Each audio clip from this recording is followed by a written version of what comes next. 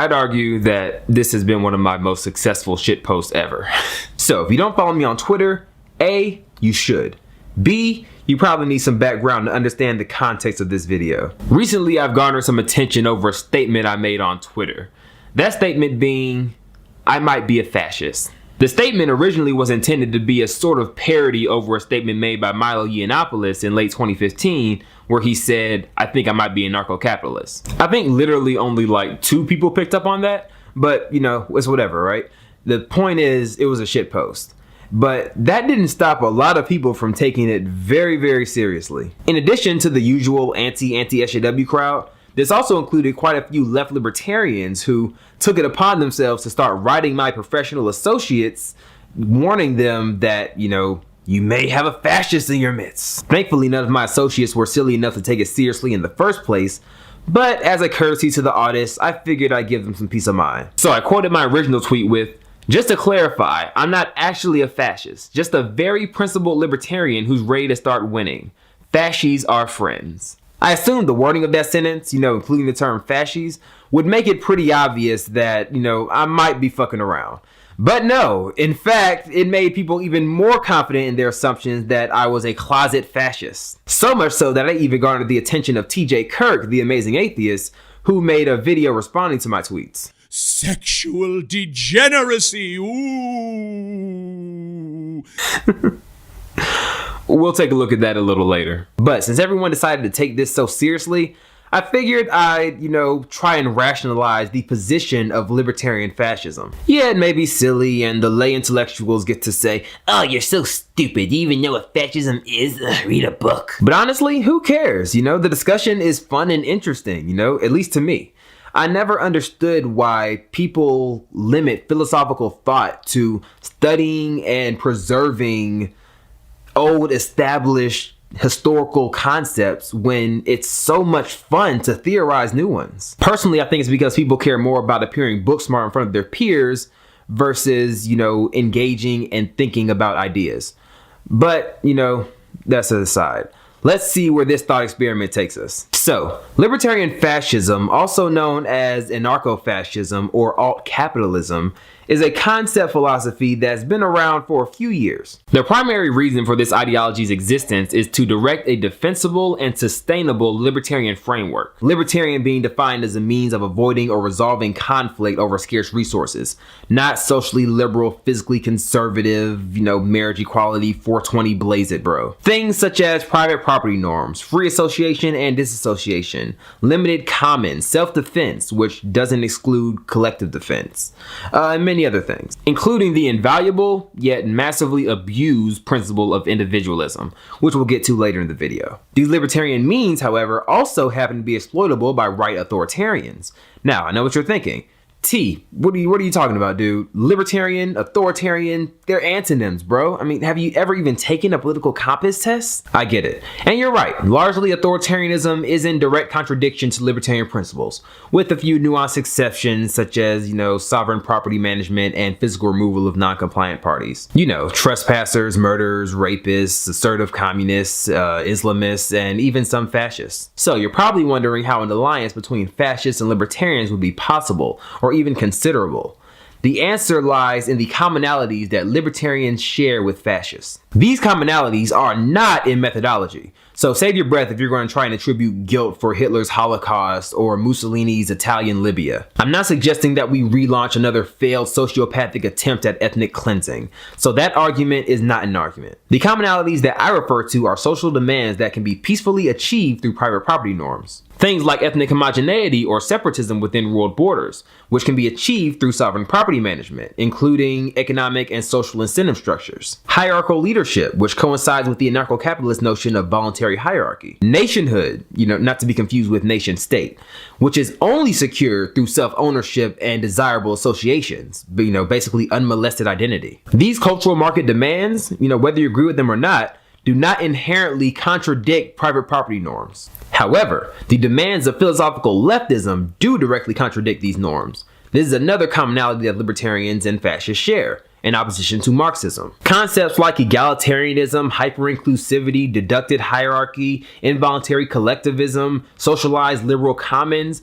These things are incompatible with private property norms. Egalitarianism destroys organic competition and congregation. Hyper-inclusivity abolishes separatism and breeds tribal warfare. Things like multiculturalism. Socialized liberal commons, I think it's self-explanatory. I mean, do we really desire expanded universal ownership over scarce resources? The greatest threat to liberty, and in turn, a peaceful coexistence and limitation of suffering among individuals worldwide, is leftism. There's a reason why late libertarian philosophers like Ludwig von Mises, someone who escaped ethnic persecution in Nazi Germany, yielded credit to fascism for saving Europe. Why the late Friedrich Hayek complimented the Pinochet dictatorship, with disapproval, of course, of his totalitarian brutality, for its dedication to securing a liberal market order and defending his citizens from the plague of socialism. Now, I know a lot of you are probably wondering to yourselves, okay, T, you're talking all this big game about, social demands and things like that, but what about the economics front?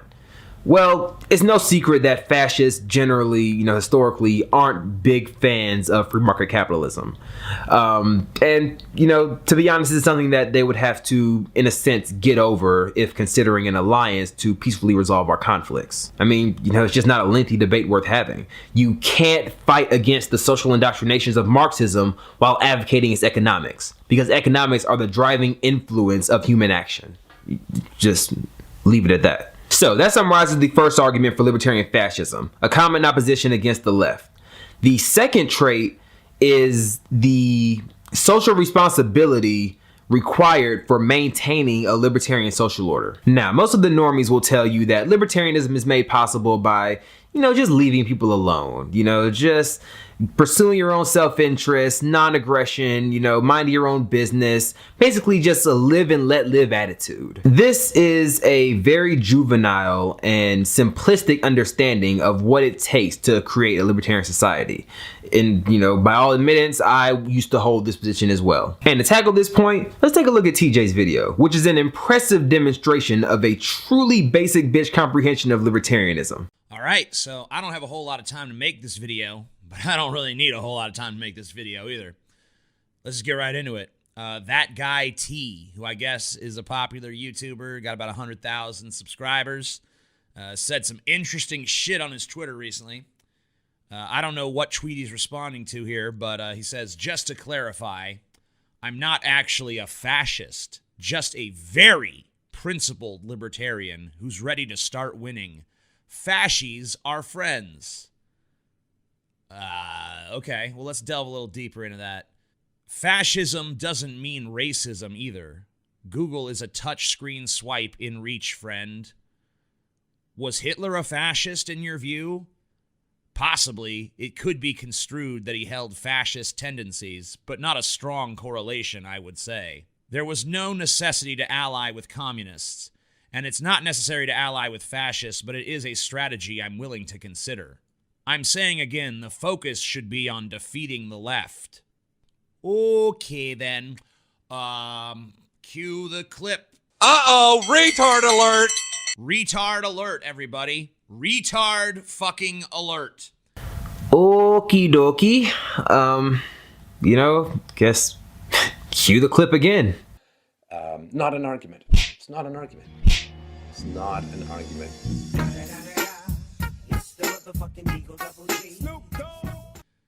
This guy is going around saying, I'm a very principled libertarian, and I'm considering allying myself with fascists because the most important thing is defeating the left. So, first of all, libertarianism means we want to maximize personal liberty. We want people to have as much freedom as is possible for society to still function. Let's assume, for the sake of time, that this is a fair representation of the libertarian position. How does my focus on eliminating leftism contradict that stated mission of extreme liberty? Hint, it doesn't. We think that, people shouldn't need a permit to go do this or that. We think that people should be able to do whatever the fuck they want, basically. People should have maximum personal freedom. Again, simplistic as fuck. Libertarianism is not against permits or licensing or rules or regulations. Libertarianism is specifically against these things being centralized via violent monopoly and enforced onto non-consenting parties, especially through negation of sovereign private property rights. Because that incites conflict, and libertarianism is about reducing conflict. If you need a refresher on that, just go watch the beginning of this video. Fascism means the opposite of that. That means we want rigid state control of every aspect of a person's life possible. We don't believe in personal freedom. We think personal freedom is fucking stupid. Not quite. Granted, I'm not very well versed in the historical complexities of fascism, so if I make a mistake, feel free to correct me. But to my understanding, fascism, at least as in wartime, arose as a response to a collective market demand for military involvement. And the state was used as a tool of influence towards a common goal of promoting statist militarism. This included authoritarian social conditioning, market controls, and violence against dissidents. However, the means of using a tool to influence a common goal isn't synonymous with authoritarianism. A libertarian fascist society could very well use the tool of private property to influence a common goal of promoting capitalism and cultural preservation. Dissenters or threats to this common goal could be extinguished through economic disincentives or disassociation. It's kind of like saying the redistribution of wealth to help the poor necessitates communism, which is nonsense because we have this little thing called charity and trade. To put it more clearly, if the means equal the redistribution of wealth and the goal equal, helping the poor, authoritarianism isn't necessary to initiate those means to attain the goal. Now, I'm sure some of you may be wondering if that's an argument for communism being just as capable of voluntarism as fascism. Unfortunately not. I don't want to spend too much time on this. So basically, both communism and fascism as political ideologies arise to service a demand. The demand of communism is inherently authoritarian, whereas the demands of fascism are preferably authoritarian. But let's move on. These two ideologies, if you did a Venn diagram of all they had in common, those two circles would be about 12 million miles apart. I debunked this earlier when I laid out the commonalities between fascism and libertarianism. There's no fucking intersection there. But it's okay, because the most important thing is defeating the left. Even though I'm a very principled libertarian who very strongly believes in personal freedom, I'm willing to put that aside as long as we can defeat the fucking left. No, TJ, it's not me putting freedom aside. It's not like I'm just kicking principles to the curb. I'm evaluating my principles, propositioning all those who I suspect could find agreement in those principles, and attempting to formulate a sort of temporary, mutually beneficial coalition. It's not hypocrisy. It's not dog whistling or subversion. It's strategy. As if any political fucking ideology has ever been defeated.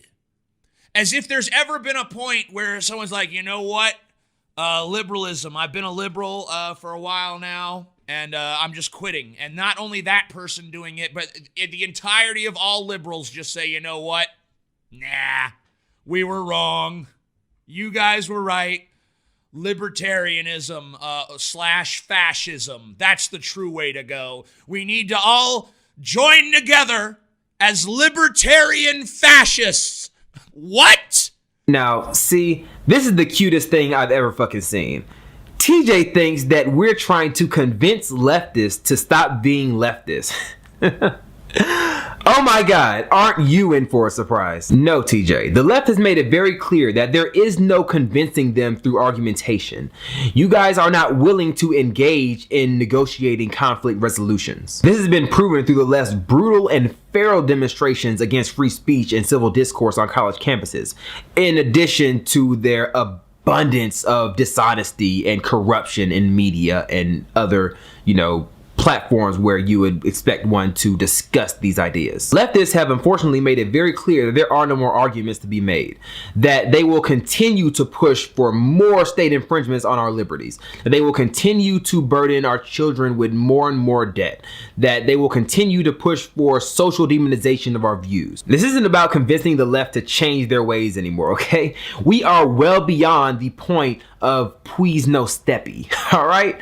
This is about unifying a populist right-wing majority against you so that you and your political representatives and your corporate and academic institutions will be subjugated to the survival of Western civilization, whether you like it or not. And if you refuse to peacefully enter the realm of enlightenment, rationality, and non-aggression, well, then we get into the beautiful theory of Hoppian physical removal. The greatest lie that leftists ever sold free societies is the idea that democracy is a legitimate and effective means of peaceful conflict resolution among conflicting ideologies, when in reality, it's simply an excuse to justify what tyrants of the past could not.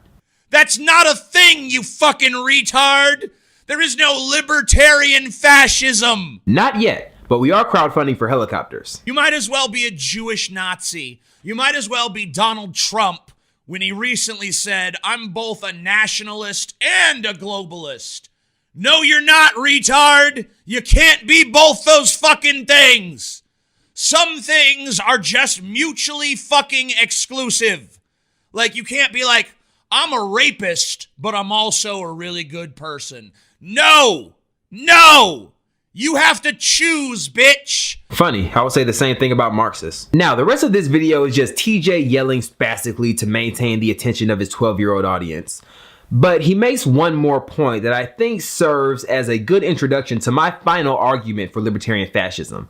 That being the topic of individualism. The Weimar Republic was what Germany was prior to the Nazi takeover.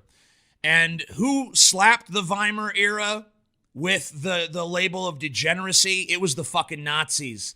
They didn't like the art that was being created at that time. They thought like, ooh, Cubism. Oh, shit.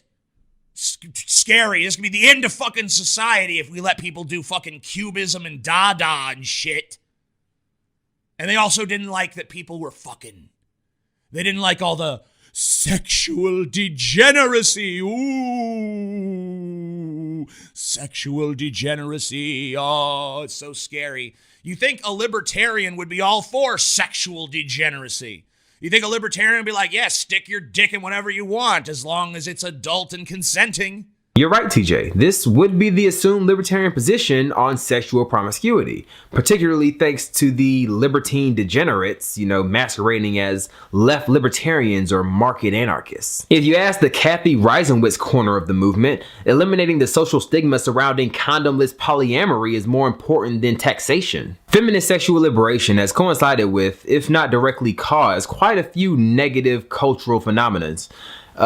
Many of which are toxic to society. Things like single motherhood, the destruction of nuclear family structures, leading to increased welfare statism, high STD rates, demonization of sexual responsibility, etc. The notion that sexual liberation should face no criticism from libertarians because it's voluntary is both mainstream and pathetic. Granted, it obviously should be met with aggression. I'm not arguing to brand thoughts in the public square with hot iron.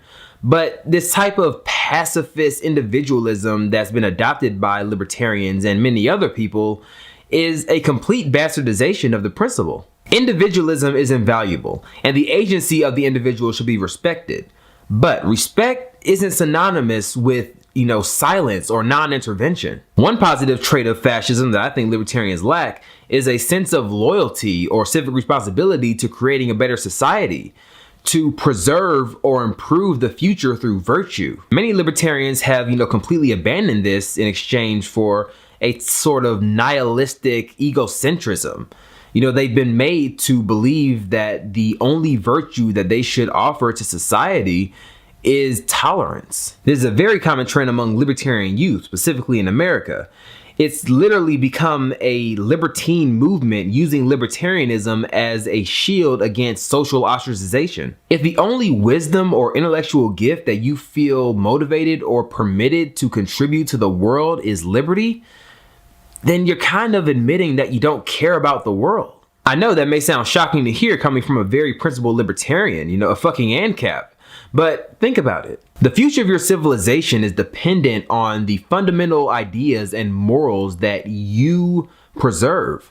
Like the survival of a nation rests in the will of its citizens, not only in what you preach, but also what you practice. If you want to be healthy or want others to be healthy, you're going to have to do more than simply say, eat whatever you want, just don't violate the net, bro.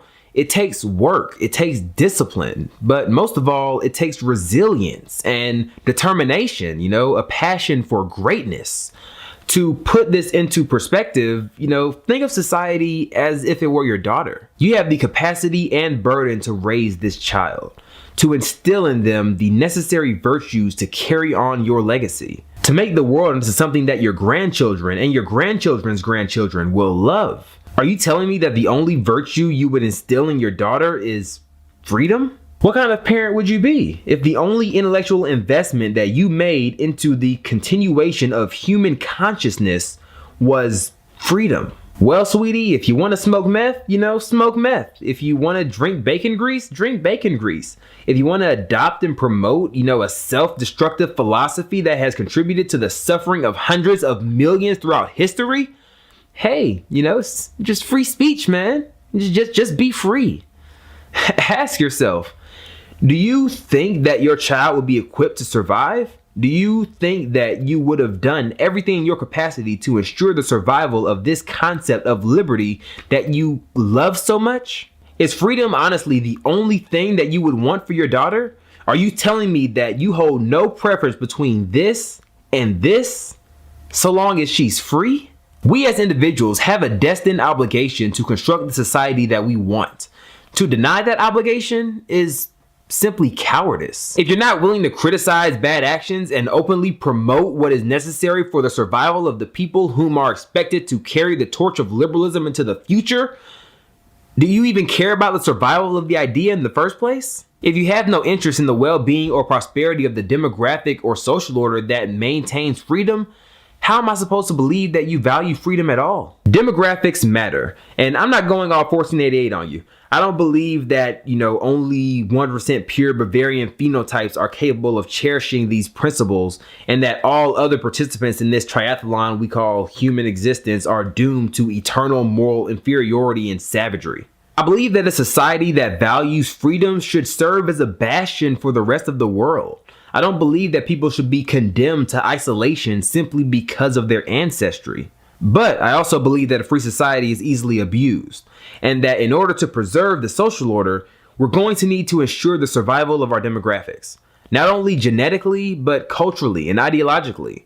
Homogeneity doesn't really benefit a society if it's filled with communists. This would be, in my opinion, one of the strengths of libertarian fascism, securing a free society via collective investment and determination in the preservation of our principles. Whereas modern libertarianism is just about being a suicidal philanthropist, If we just expand the commons and yield open borders to leftists, we'll have a free and peaceful society. Tolerating intolerance is no different than cucking immorality, and valuing the liberty to destroy liberty as equal to the liberty to preserve liberty is no different than surrendering to aggression. Left libertarians and black flag anarchists may not overtly declare an opposition to a free society, but they're pretty damn useless when it comes to pursuing or maintaining one. And if fascists are willing to assist in pushing back against this wave of cultural Marxism that left libertarians are complicit in endorsing, who am I to deny a soldier his rifle? The right seeks to bring peace to the world through negotiation and cooperation, through trade and mutual benefit, through abstinence and defense, through property. Left seeks to do so through intersectionality and communalism, through aggression and liberation from living standards which inconvenience their moralist crusade, through what can only be described as enslavement. Of course, left and right aren't strict boxes which everyone fits perfectly into. Obviously, in life, there are nuances and overlaps. Someone can value traits of one while also valuing traits of the other. So don't give me the world is in black and white argument, because the intended use of these terms isn't to suggest that it is. The intention is to characterize specific elements of philosophical action. It's time that we admit the truth. The principles of libertarianism, free markets, private property, and self-ownership are not meant to be these, morally relative concepts, or optional. These ethics are non-negotiable. Now, every individual is endowed agency by their nature of being an individual. But if you're unwilling to resolve conflict via mutual respect for the agency of others, then your agency, your individualism, and in turn, your rights are forfeited. And at that point, peace through coexistence is rendered impossible. But that's just me. I mean, this whole thing started off as a fucking troll, but if I'm being honest, I think I might have convinced myself. Be sure to let me know what you think in the comment section below. Really looking forward to reading that. And also, I'd like to give a huge thanks to my patrons and PayPal donors. I've recently decided to cut AdSense completely from my channel due to its now virtually non-existent income stream. I'd much rather rely on direct donations from my fans, those who enjoy my work, and assist other content creators through purchasing services like YouTube Red. Even the smallest donation of $2 a month, or even 25 cents a month, goes a really long way, and I want all of you guys to know that I really appreciate it. And thanks for watching.